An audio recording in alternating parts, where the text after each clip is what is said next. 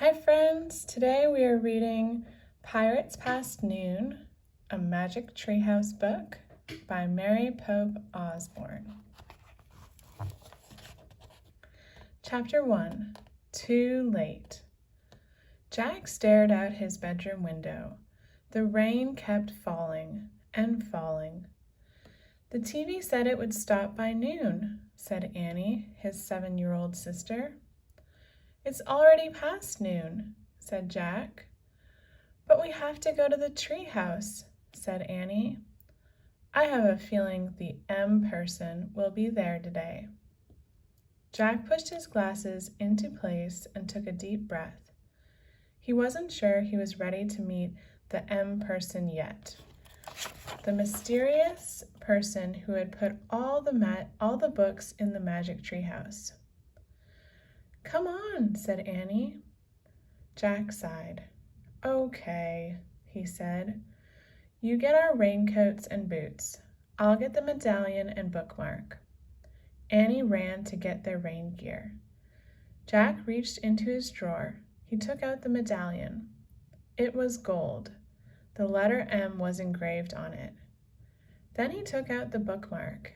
It was made of blue leather. It had the same M on it. Both M's matched the M that was on the floor of the treehouse.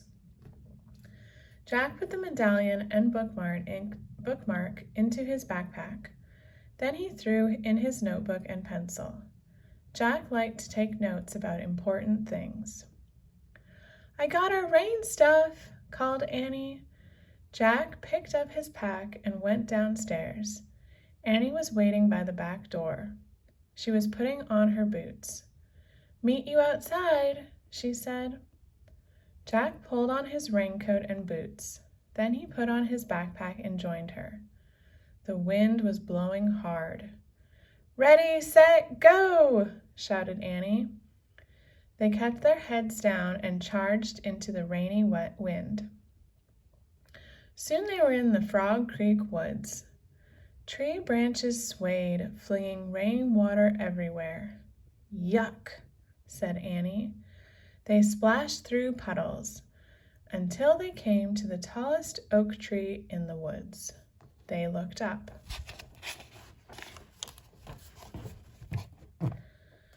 Tucked between two branches was the treehouse. It looked dark and lonely against the stormy sky. Hanging from the treehouse was a rope ladder. It was blowing in the wind. Jack thought of all the books up there. He hoped they weren't getting wet. The M person's been there, said Annie. Jack caught his breath. How can you tell? He said. I can feel it, she whispered. She grabbed the rope ladder and started up. Jack followed. Inside the treehouse, it was chilly and damp, but the books were dry. They were all neatly stacked along the wall, just the way they had been the day before. Annie picked up a castle book on top of one stack. It had taken them to the time of castles. Remember the knight? She said. Jack nodded. He would never forget the knight who had helped them. Annie put down the castle book. She picked up the next book on the stack. It was the dinosaur book that had taken them to the time of dinosaurs. Remember? She said. Jack nodded. He'd never forget the pteranodon who had saved him from the Tyrannosaurus Rex. Then Annie held up a book about ancient Egypt. Meow, she said. Jack smiled. The Egypt book had taken them to the time of pyramids. A black cat had come to the rescue there. And here's the book about home, Annie said. She held up the book with the picture of their hometown in it. Frog Creek, Pennsylvania. Jack smiled again. The Pennsylvania book had brought them back home at the end of each of their adventures. Jack sighed. Okay. He still had two main questions. Who was the M person who had put all the books here? And did the knight, the pteranodon, and the cat all know the M person? Finally, Jack reached into his backpack. He took out the gold medallion and the leather bookmark. He placed them on the floor, right over the spot where the M glowed faintly in the wood. Rain blew into the treehouse. "Brr," said Annie. "It's not very cozy today." Jack agreed with her. It was too wet and cold. "Look!" Annie pointed to an open book lying in the corner. "I don't remember a book being open." "Me neither," said Jack. Annie picked up the book. She stared at the picture on the page. "Wow, this place looks great." She showed the picture to Jack. He saw a sunny beach, a big green parrot sitting in a palm tree, and a ship sailing on a blue sea. Another gust of rainy wind blew into the treehouse. Annie pointed to the picture. "I wish we were there instead of here," she said. "Yeah," said Jack, "but where is there?" "Too late," came a squawk. Jack and Annie turned quickly. Sitting on a branch outside the window ledge of the treehouse was a green parrot, exactly like the parrot in the picture.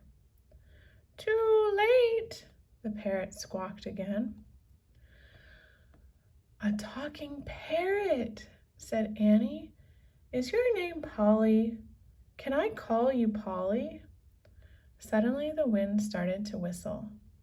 "Oh no! Now we're in big trouble," said Jack. The wind blew harder. The leaves shook. The treehouse started to spin, faster and faster.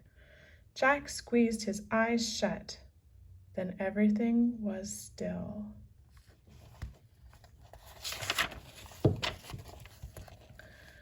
Absolutely still.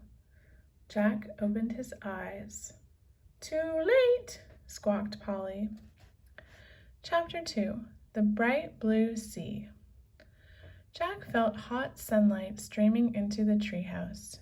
He smelled salt water. He heard the sound of waves. He and Annie looked out the window. The treehouse was in a palm tree. Beyond was a bright blue sea. A tall sailing ship was on the horizon. It was just like the picture in the book.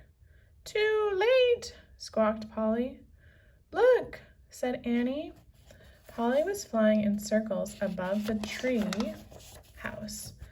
Then she swooped down to the ocean. "Come on, let's follow her. Let's go in the water," said Annie. She took off her raincoat and dropped it on the floor. "Wait, we have to study the book first," said Jack. He started to reach for the book, but Annie grabbed it. "You can read it on the beach," she said. Without even looking at the cover, she shoved the book into Jack's backpack. He sighed. Actually, the water did look wonderful. "Okay," Jack said. He took off his raincoat too. "Come on!" Annie handed Jack his backpack, then started down the ladder. Jack folded the raincoat and put it next to the stack of books. He put on his backpack. Then he went down the ladder. As soon as Annie hit the sand, she ran toward the ocean. Jack watched her wade into the water. She was still wearing her rain boots. "Your boots, Annie," called Jack. She shrugged. "They'll dry out," she said. Jack took off his boots and socks. He put them beside his pack. Then he rolled up his jeans and ran across the hot sand into the waves. The water was warm and clear. Jack could see shells and tiny fishes. He shielded his eyes against the sun and peered out at the sea. The tall sailing ship seemed a bit closer. "Where's Polly?" said Annie. Jack glanced around. No sign of Polly. Not in the palm trees. Not on the sunlit sand. Not over the bright blue sea.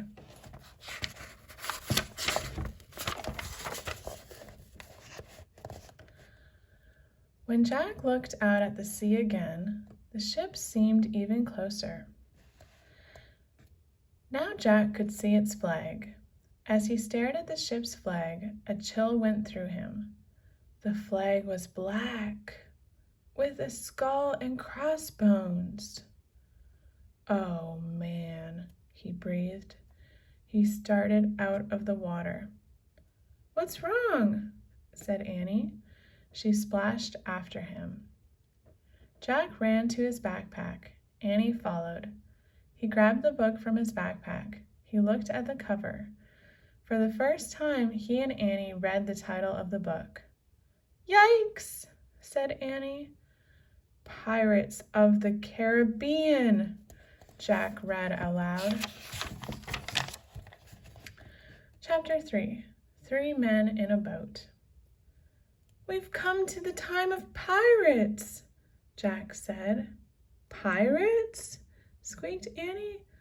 Like in Peter Pan? Jack flipped to the picture that showed the parrot, the sea, and the ship. He read the caption under the picture. 300 years ago, pirates raided Spanish treasure ships in the Caribbean Sea. He grabbed his notebook and pencil from his pack. He wrote, Pirates in the Caribbean. He turned to the next page. There was a picture of a pirate flag. He read, The skull and crossbones flag was called the Jolly Roger. Let's go, said Annie. Wait, said Jack. I want to make a drawing of the flag. He propped the pirate book in the sand. He started drawing the Jolly Roger flag. Don't copy the picture in the book, said Annie. Look at the real thing. But Jack pushed his glasses into place and kept drawing. Jack, some pirates are getting into a rowboat, said Annie. Jack kept drawing. Jack, the boat's leaving the big ship, said Annie. What? Jack looked up. Look! Annie pointed. Jack looked. He saw the rowboat coming toward the shore. Run! Said Annie. She started running toward the treehouse. Jack jumped up. His glasses fell off. Hurry! Annie called back to him. Jack went down on his knees. He felt for his glasses. Where were they? Jack saw something glinting in the sand. He reached for it. It was his glasses. He snatched them up. Then he threw his notebook and pencil into his pack. He put the pack on his back. He grabbed his boots and his socks, and he took off running. Hurry! They're coming! Annie was at the top of the rope ladder. Jack looked back at the sea. The pirates were closer to the shore. Suddenly Jack saw the pirate book. In all the confusion, he had forgotten it. It was still propped in the sand. Oh, man, I forgot the book, he said. He dropped his socks and boots below the treehouse. Come on, Jack, Annie shouted.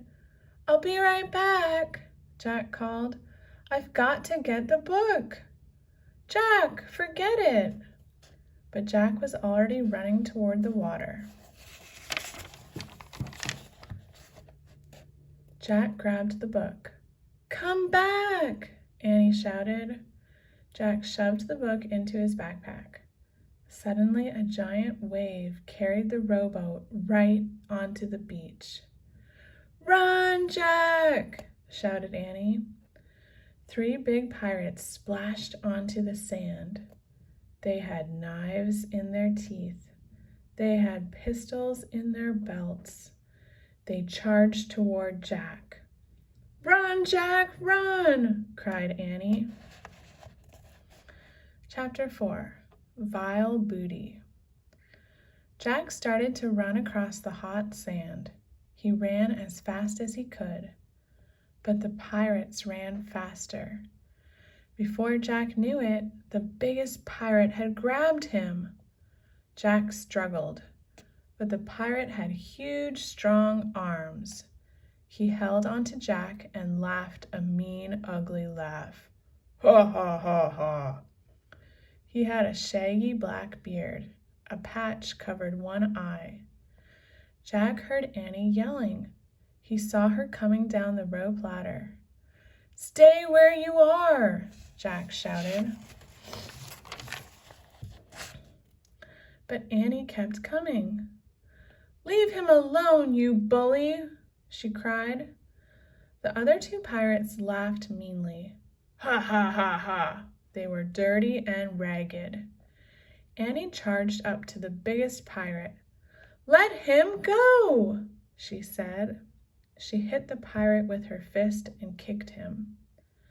But the pirate just growled. Then he grabbed her too, and with his giant hands he held Jack and Annie as if they were two kittens. "No one escapes Cap'n Bones!" he roared. His breath was terrible. "Let go!" Annie shouted into his face. But Cap'n Bones just smiled. All his teeth were black. Annie fell silent. Cap'n Bones laughed loudly. Ha ha ha! Then he turned to the other two.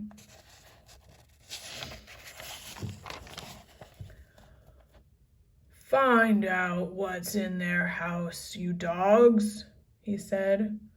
"Aye, aye, Cap'n," they answered, and they started up the ladder to the treehouse.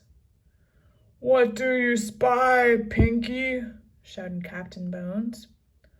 "Books, Cap'n," Pinky shouted down.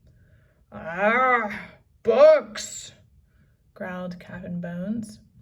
He spit on the sand. "I want gold, you dogs." "Dogs are nicer than you," said Annie. "Shh," said Jack.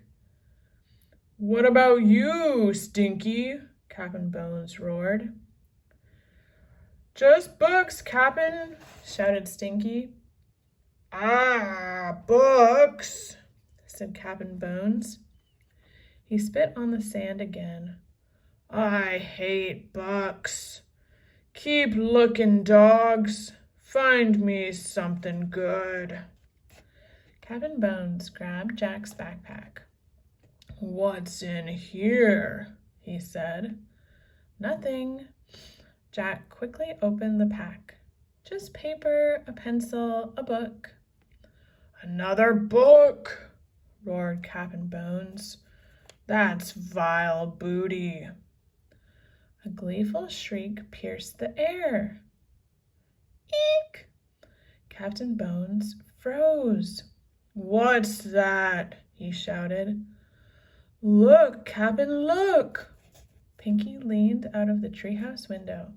He held the medallion. It glimmered in the sunlight. "Oh, brother," thought Jack. "Throw it down!" cried Cap'n Bones. "It's not yours!" shouted Annie. Cap'n Bones dropped Jack and Annie. He caught the medallion as it fell. "Gold, gold, gold!" he cried. Cap'n Bones threw back his head and laughed horribly. Ha ha ha ha! He grabbed two of his pistols. He shot them into the air. Bang, bang! Pinky and Stinky howled like wolves. Ooh! Ha ha ha! Chapter 5. The Kid's Treasure. Jack and Annie watched in horror. The gold-greedy pirates seemed to have lost their minds. Jack nudged Annie. Together they started to back slowly away from the pirates toward the treehouse. "Halt!" Captain Bones shouted. He aimed his pistols at them. "Not another step, lubbers!" Jack and Annie froze. Captain Bones grinned his black tooth grin. Tell old Bones where the rest is, he growled, or prepare to meet thy doom. What?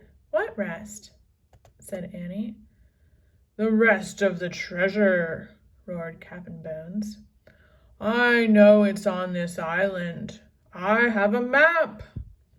He reached into a belt pouch and pulled out a torn piece of paper. He waved it at Jack and Annie. Is that a treasure map? Asked Jack. Aye, it's a map telling about kids' treasure. Which kids' treasure? Not us kids, said Annie. We don't know anything about a kid's treasure. Why don't you read the map? Said Jack. You read it. Captain Bones shoved the map in Jack's face. Jack stared at the strange marks on the paper. What does that mean? Asked Jack. What does what mean? Asked Captain Bones. Those words. Jack pointed at the words at the bottom of the map. Well, it means... Captain Bones' good eye squinted at the writing. He frowned. He coughed. He rubbed his nose. Aw, leave him alone, Pinky growled at Jack. You know he can't read, said Stinky. Shut up, Captain Bones roared at his men. Jack and I can read, Annie piped up. Shh, said Jack. Captain, make him read the map, said Stinky. Captain Bones gave Jack and Annie a dark look. Read it, he growled. Then will you let us go? Said Jack. The pirate squinted his good eye. Aye, lubber, when the treasure's in me hands, I'll let you go. Okay, said Jack. I'll read it to you. He looked at the map. It says, the gold doth lie beneath the whale's eye. Heh? Captain Bones scowled. What's that supposed to mean, lubber? Jack shrugged. Hang it, take 'em back to the ship, shouted Captain Bones. They can rot there till they're ready to tell us how to find kids' treasure. Jack and Annie were tossed into the rowboat. Waves splashed the sides. The sky ahead was dark with thunderclouds. A strong wind had started to blow. Row, dogs, row, said Captain Bones. Pinky and Stinky began rowing toward the big ship. Look, Annie said to Jack. She pointed to the shore. Polly the parrot was flying over the sand. She wants to help us, whispered Annie. Polly started to fly out over the waves, but the winds were too strong. She turned around and flew back to the island. All right, friends, that's it for today. We will catch back with the next chapter on the next video. Thank you for listening. Bye.